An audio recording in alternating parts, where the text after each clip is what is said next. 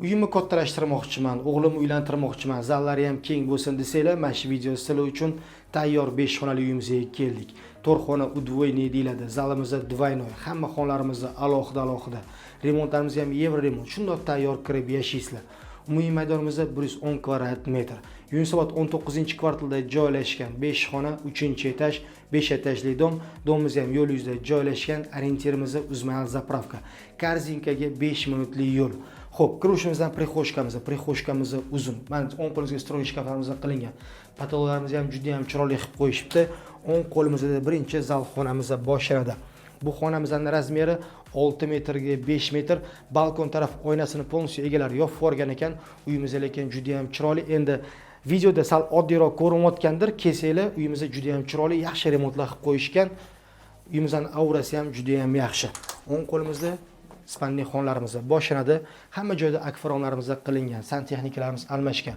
Bu xonamizning razmeri 3,5 metrga 4 metr.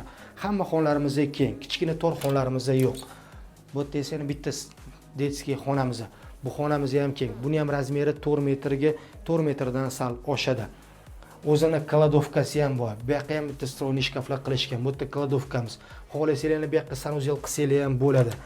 Uyimizda trapetsiya domimizning aylana joyda joylashgan, o'shani hisobiga spaniyimiz ham keng. Razmeri endi 3 metrga 5 metr desak ham bo'ladi. Sanuzellarimiz ham razdeniy. Bu yerda mana hojatxonamiz joylashgan. Bu yerda esa hammomimiz, hamma joylarimizga kafillar qilingan. Bu yerda esa mana oshxonamiz joylashgan. Oshxonamizning egalari balkonga chiqarishgan. Bu yerda chiroyli qilib mana o'tiradigan, ovqatlanib o'tiradigan joy qilib qo'yishgan. Balkonimiz ham razmeri 2 ga 6 metr, kuxniga turlarimiz qilingan. Bu yoqqa ham stroyniy shkaflarimiz qilingan ekan. Domimizda shunday yo'l yuzida joylashgan.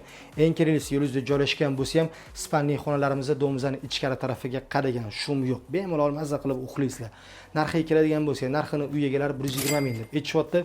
Kvartiramiz ma'qul kelgan bo'lsa, bemalol kelib savdo qilishingiz mumkin. Oson uylar biz bilan oson. Rahmat, sog' bo'ling.